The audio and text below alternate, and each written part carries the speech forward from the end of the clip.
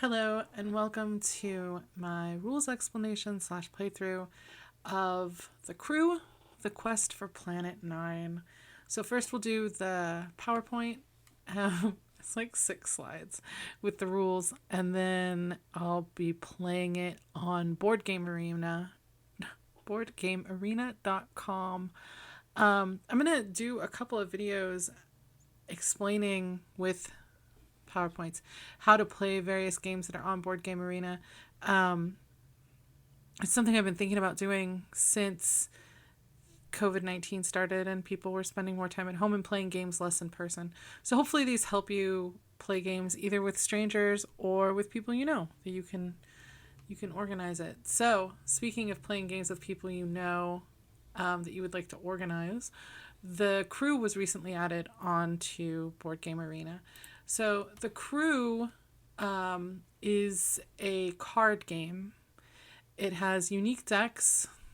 It's a trick-taking game. It's a co-op with limited communication. The structure of the game, instead of player v player, is players versus missions. And that's where the co-op aspect comes from. And there's a distress signal. I don't know why that one gets its own specific mechanic label instead of something more, no pun intended, nebulous. So I'm not going to talk about the narrative of the game because that's kind of fun to reveal as you go through the missions. I just want to talk about the mechanics and then get into actually playing with probably some strangers online. So let's start with unique decks. So the game includes 2 unique decks. One that has 4 colors, which will be like our suits in pink, green, blue, and yellow. And those numbered cards are going to range from 1 to 9 in each color. So there's 36 colored cards total. Now we'll also have 4 rocket cards, 1, 2, 3, and 4. Those are like our trump suit. And then we'll have a little baby deck, which will have the mission. Like if a mission's task needs specific cards to be played, they'll come from this deck. So it matches the player cards in that it's got the 36 suited cards, but it doesn't have the rockets. You won't ever have to play specifically for rocket cards or for specific rocket cards. So let's talk about trick-taking. Trick-taking is a pretty simple concept, I think. If you've never played a trick-taking game before, I don't, maybe you didn't grow up where like the only games that came pre-installed on the computer were like Hearts and Spades. So you have games like that where, like Hearts, you are playing like player versus player. Nobody's on teams or anything. Spades, you and your partner are trying to win. Same with the bridge. Euchre is a partner trick-taking game. So the idea of a trick-taking game is it's played in rounds over the course of a hand. So a hand is all the cards that you're dealt at the beginning. A trick is one round within a hand where each player plays 1 card in clockwise order.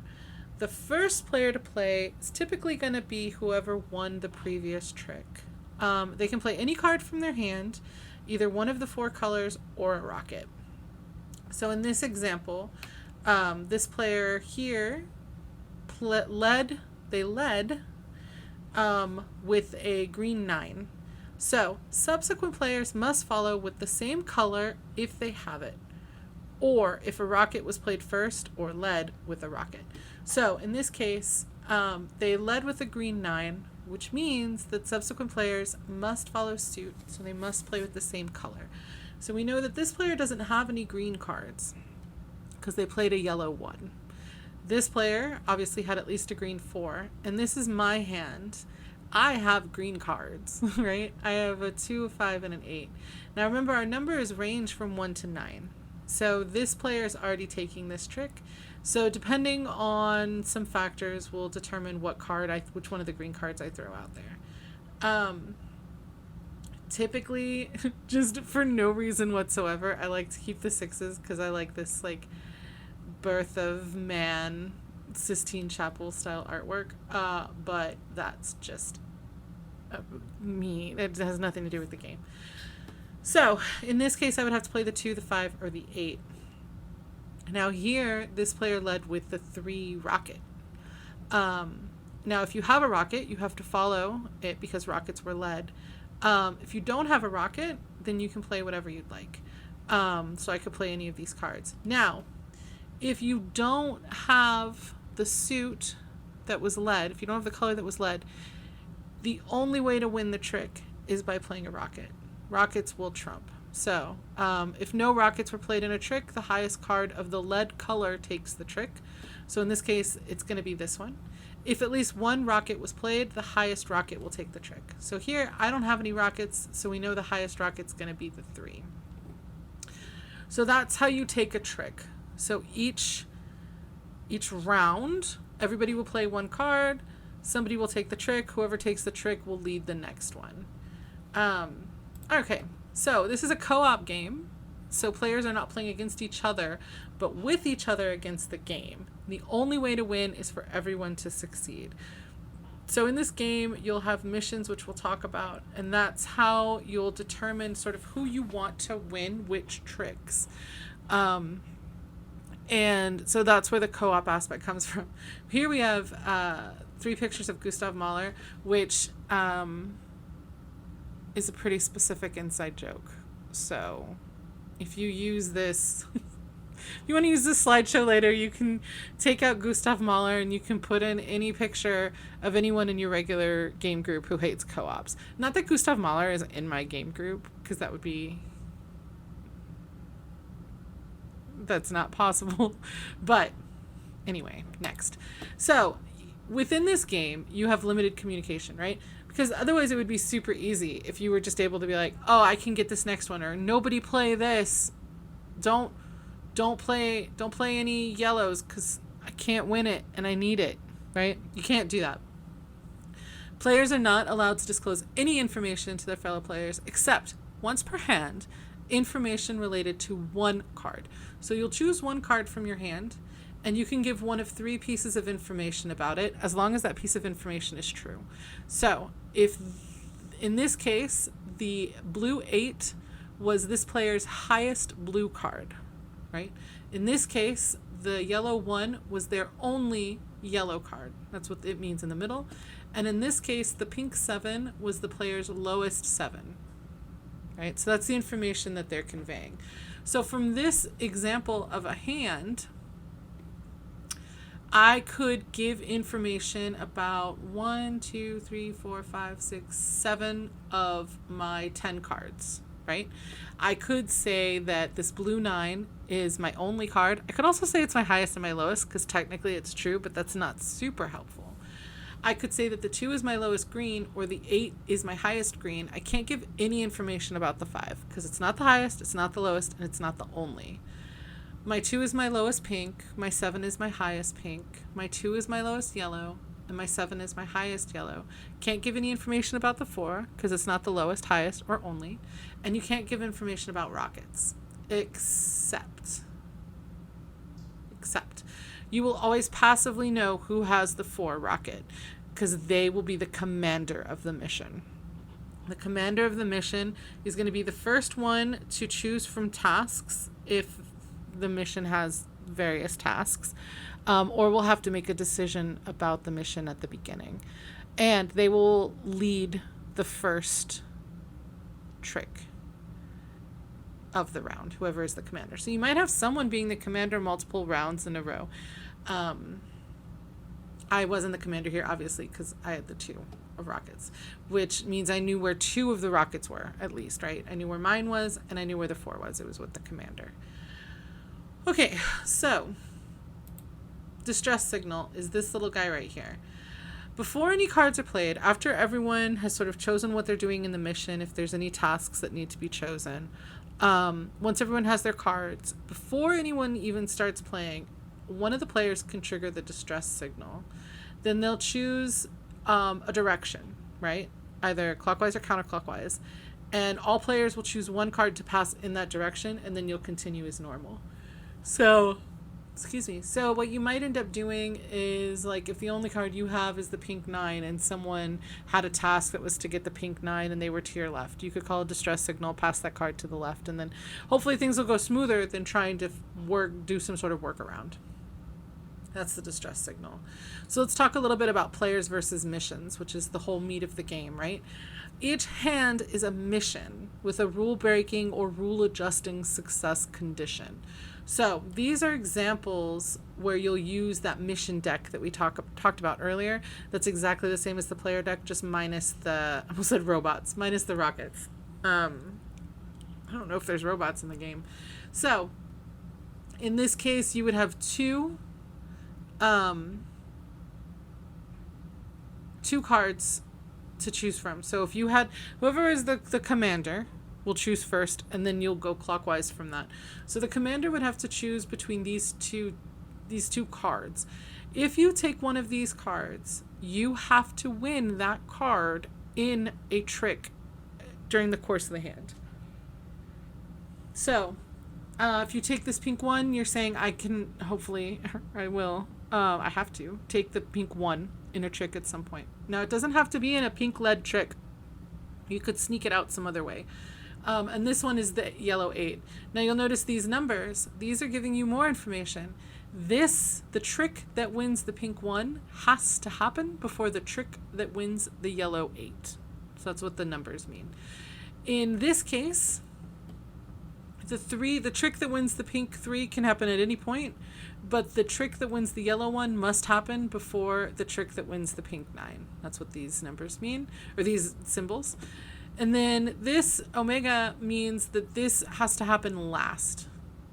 There was a third task, but I didn't take the screenshot fast enough.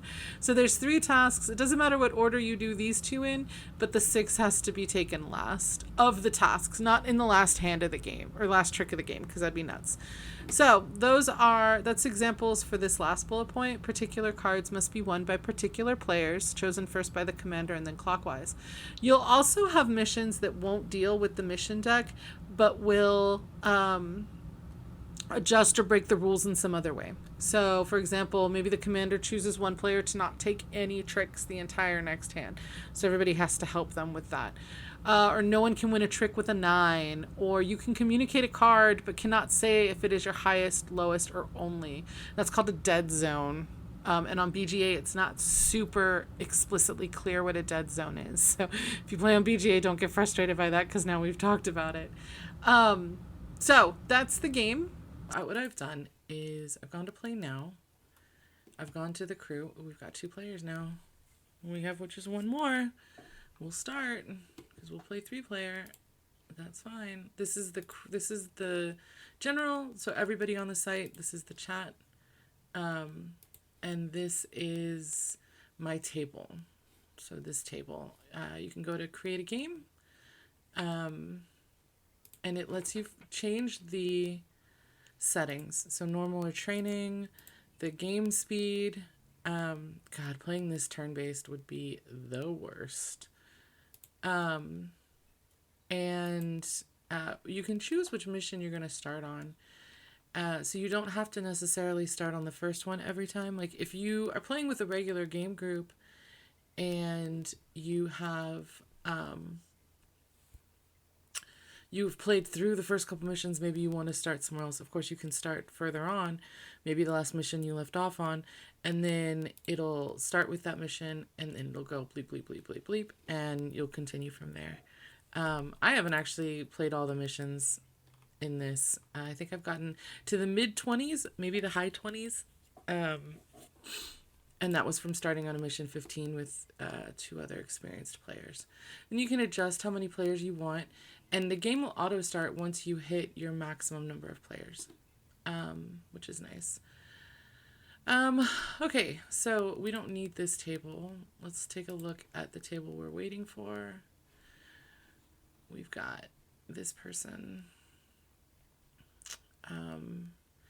And like I said, once we get a third person, we can go ahead and get started. Although I guess just also briefly, Oh, here we go. All right, great. I was going to show other games they had on here, but I don't have to. So we will get started. This is just some sort of flavor text. So this player, we know they're the commander. That's the commander token. So we know they have the 4 rocket. There's only one task in the first mission. They want to get the blue 2, and I will give them the blue 2. There we go. Easy peasy. So what's good about Board Game Arena is you don't have to decide ahead of time how many missions you're going to want to play. You play through a hand, and then it asks everyone if they want to continue. If even one person says no, the game ends. There's nothing, nobody's penalized or anything, and it's great. Okay.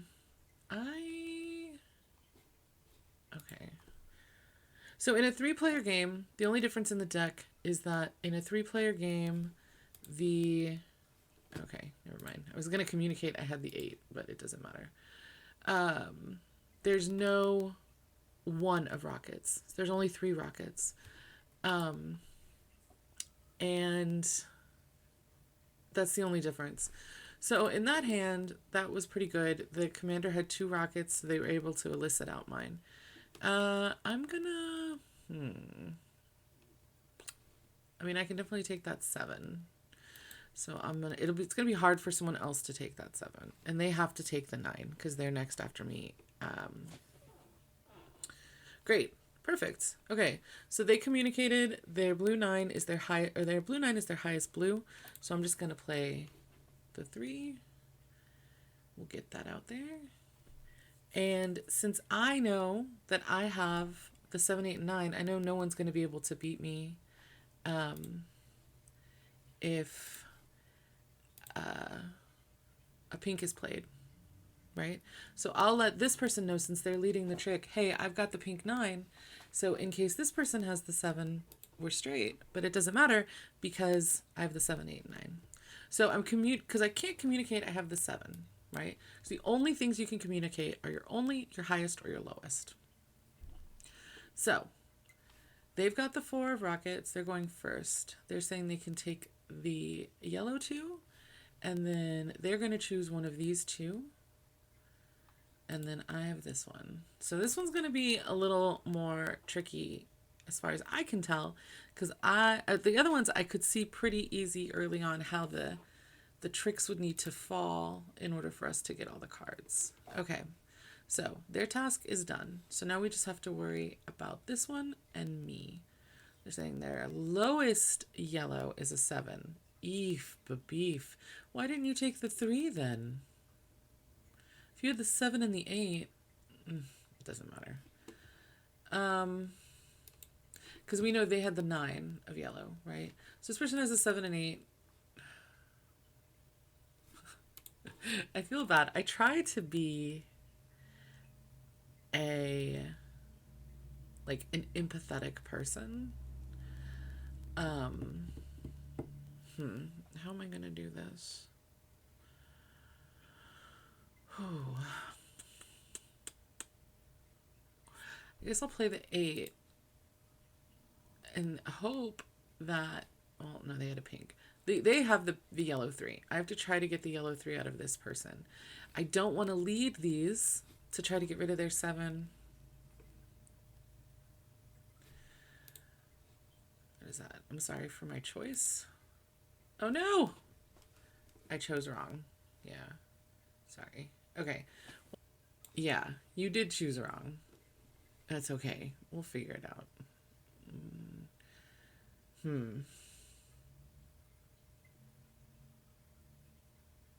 I can't lead with the 3 because it'll pull out their 4. Unless they have a 1 or 2. Or unless they have the 2, and then they can play it as well.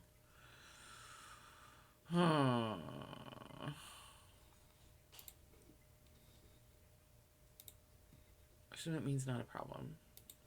Which I agree. I mean, everybody makes mistakes in the game. At least they acknowledge they made a mistake. This game has actually been a bit of a challenge for me. Not only in terms of playing, but also, like, I have a tendency to get frustrated if I don't understand someone's choices, or if I don't, they don't even have they have the 4. You do, oh, that's perfect, actually. Dang.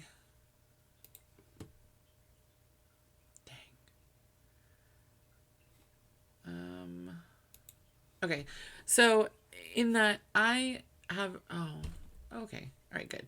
I have a tendency to be frustrated, to get frustrated. Hopefully they don't have any blues. Yes, it worked out anyway. When I don't understand why someone's doing something, and it's never personal. So this is a good time for me to sort of work through that and just let things go. So this one, it's basically like in spades, if you bid nil, right? You're saying, I'm not going to, I won't take any tricks. Now in this case, I think it's almost impossible for me to not take any tricks.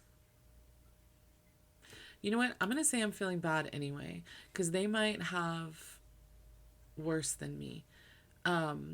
Yeah, choose me. And then I'll just say that this pink 8 is my lowest. So what you want to do is, you want to choose the player who won't win any tricks. I think I can do it, personally. As long as they help me with these pinks. As long as I can get rid of these pinks early, I'll be good. I'm trying to figure out.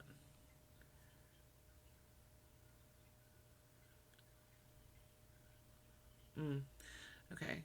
So it's like who something I have to choose for the mission, like whoever is sick.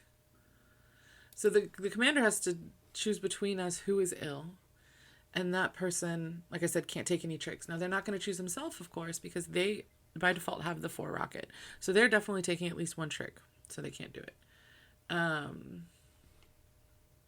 Yeah, I did say that I was feeling bad. So choose me.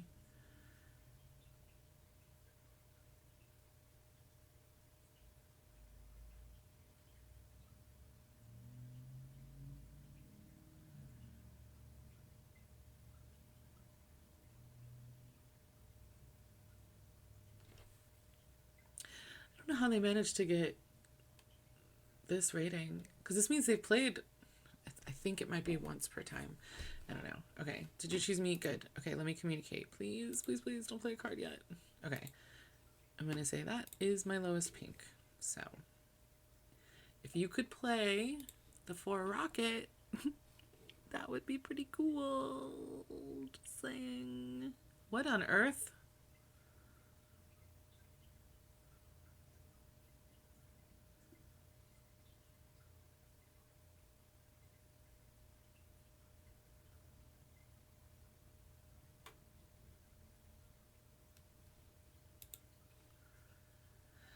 See that reaction? That what on earth? Like, I'm trying not to be super over the top about it. See, I feel like it was very risky for them to play that blue 3, because I might have had the blue 9 as well. Like, you've got, I don't know. I think it makes a lot of sense to play the 4 rocket to try to draw anything out that might be there. Like anything I might have. Like, I definitely, if I had had the 3 and the 2, I wouldn't have said that I was feeling bad. I would have said that of rocket. I would have said that I was feeling good. Oh no. Okay.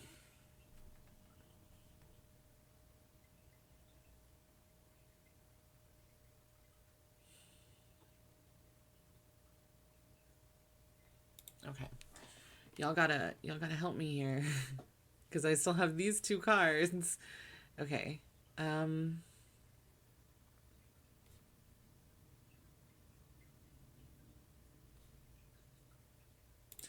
right.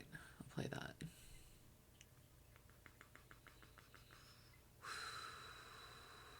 I wonder if I should have played that. So I feel like they were ditching all their pinks.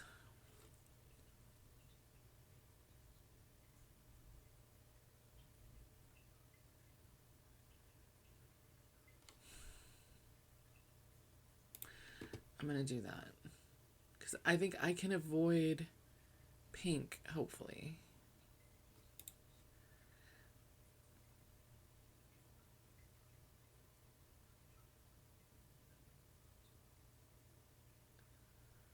If you could play yellow, that'd be super cool. Yeah, it doesn't. I miscalculated that. I thought they were ditching all their pinks. It's fine. It's fine. Okay. So now, this time, I am inclined... Oh, I'm going to say no. I'm going to say I'm feeling good. Because I can't be saved with the pinks. I can't be saved with the pinks, and I have the 3 racket, which is not super great. I can't help with yellow.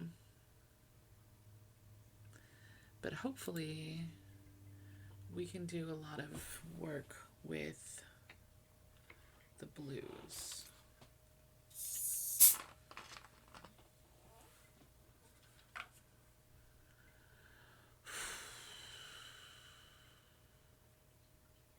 See, that worries me. Because I don't have the 9. I was going to say that's my highest yellow. You don't have to say if 9 is your highest yellow, because they know what yellows they have. And if not, if they don't have the 9 and I don't have the 9, then they're going to guess that you have the 9. So you don't need to communicate that. Unless you want to. Okay, they canceled their communication. I think they figured that. Great. I'll take it. I'll be taking this. And I'll do this. Hopefully they have the 8. And they can throw that out right now. Oh, they don't even. It doesn't even matter. That's good. Let's just do some pinks then. Let them get rid of their high cards. Yeah. Did they get rid of their 9 yellow? Good. And I just got rid of their 5. So my 6 is fine. My 6 will cover, as long as there's no... Should be good, actually. I'll keep this in case something goes awry here. And it didn't. So... We know they have the 4, so it doesn't matter what I play here, because they're taking that. And we did it. Here we go. So one thing I do like is this sort of track. It keeps track of what cards have been played. Okay, this one's a little different. Yeepers, creepers. This can be taken at any point, the pink 8, but the blue 9 must be taken before the yellow 9. I have the yellow 9, so I'm going to just take that. Now, hopefully if they have... Okay, so it means they have the blue 9. So I'm going to take a risk and just play the blue 1. Wonderful.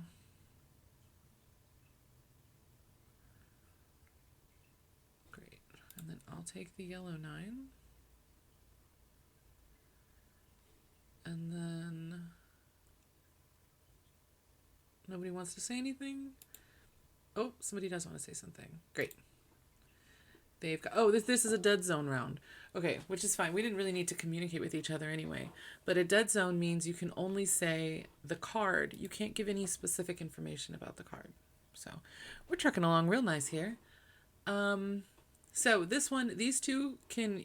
Either one can be first or second. The blue 2 must be taken last. Feel like I might... Well, I would have taken that. So I will take this instead. All right. Okay. Yeah, so dead zone, you could communicate. Like I could say, oh, I have the yellow 7, but I can't say it's my highest. So you have to sort of infer from that, is it their only? Is it their highest? Sort of what's going on there. Played the 1. I mean, I could still take the 2 because I got a ton of pinks. A ton of pinks. So I'll just put the 9 out there. Here we go. All right. How do you feel? Do you feel like talking? This one? Let me know about your ability to take the 6. Because the problem is they were the last one to choose. So they didn't have a lot of options. I don't know why I played the high one. In terms of which task they chose. So they might not be uniquely suited, like well suited for the 6. Maybe they are though. There you go. All right. Now we just got to get that blue 2. I'm going to guess they have the blue 9. Personally, is my assumption. I'm going to just go ahead and say that 4 is my lowest. Hopefully that helps you. There we go. All right. Wonderful. So with this one, we need to do them in order. First, we need to do the pink 7, then we need to do the blue 3, and then we need to do the blue 6. Dang it. They must have the 8. Cool. I have to take my own card. This is the oh boy. How you really pushing through there. You don't even have the 9. Like, how do you know that someone doesn't only... That's what I don't understand. How do you trust that there isn't a player who only has the pink 9 and will take that from you? Like, I just don't get it. All right.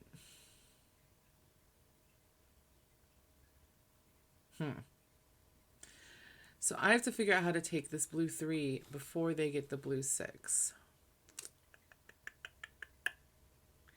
So we've played 2, 3, 4, 2, 3, 1, 2, 3, 4, 5, 6. I have all the rest of the pinks. It's fine. I'll just do this. Oh, you know what? It doesn't matter. I have to take the blue. Okay. I need to... No. Why?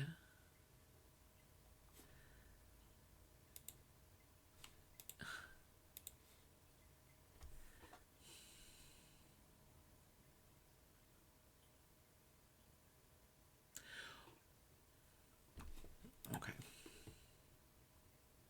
That's fair. I didn't see that. I apologize. Oh... So they had said that the 2 was their lowest. I'm going to try. Hopefully. I might have messed it up. Hopefully they have this. There we go. All right. Whew. I feel like we got lucky on that one. And that was me not knowing what was going on. All right. Okay, so at least one color card with a value of 1 must win a trick. Oh boy. I don't have a 1. It'd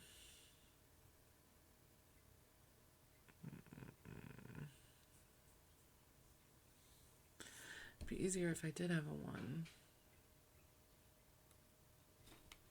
All right, throw that out there.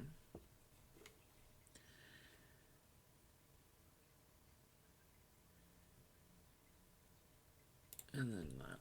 And hopefully whoever takes it can sort of go down, down, down, down until they're able to play the 1.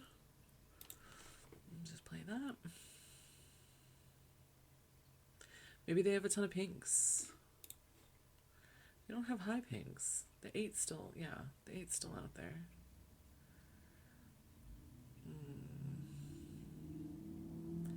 Are we just throwing cards for fun? Like, I don't have a plan. We're getting awfully close to where I'm going to have to take 2 tricks.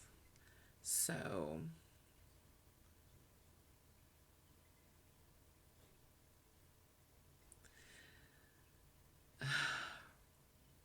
Well, there's a 1. So we can't do it with yellow.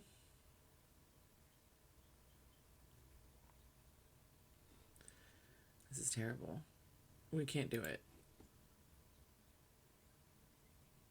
It doesn't matter.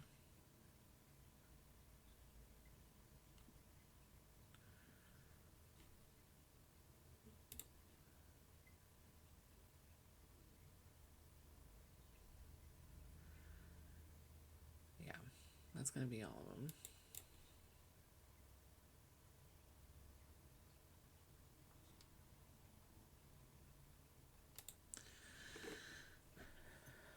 I just wasn't able to. Okay, there we go. So, and that's the end. Someone chose to stop after mission. We failed mission 9, which is fine. Ooh, my thinking time isn't usually that high. I think it's because I was talking. Okay, so that is the crew. I'm actually kind of glad we didn't get that much further. Because there is something about discovering what the requirements are for each of the missions. Like they of course get more difficult, and they get more interesting how to sort of work around them. But I think that this game would be good to play with people. I mean, it's good to play. I don't know these people, obviously. And I think it's good to play with people you don't know in this game. And even ones that you can't necessarily talk to, because in sort of hidden information games like this, especially co-ops like this or Hanabi, like my face gives away a lot in person. Like I'm like, oh, why'd you play that? I mean, you hear, I can't even like stop myself from saying it out loud playing it here. Like, oh my God. So again, it's good practice for me to stop getting frustrated at things I can't control, i.e. what other people do, especially in situations like this where I'm not saying I'm the best trick-taking game player, because I certainly am not. I have a terrible memory when it comes to what cards have been played, and sometimes my like reasoning, my inductive, I guess, reasoning based on what other people have played to figure out what information they're trying to give me is flawed. Of course, I always think that everything that I'm doing makes perfect sense, but I mean that's not the way it is. But I like playing this online because you have that sort of the like emotional firewall of the computer so that people don't know how you're reacting. I think adds to the game a lot, and that you can only communicate in the way that it says. And I'm sure you can shut off chat too, so there's no way to talk. Well, but hopefully this has been helpful. And I'll put a link to the PowerPoint if you want to play and you want to explain the rules real quickly to somebody. I noticed too, in a 3-player game, there's only 3 suits. There's only the yellow, the blue, and the pink. You don't use the green. So probably should have mentioned that at the beginning too, but it's fine.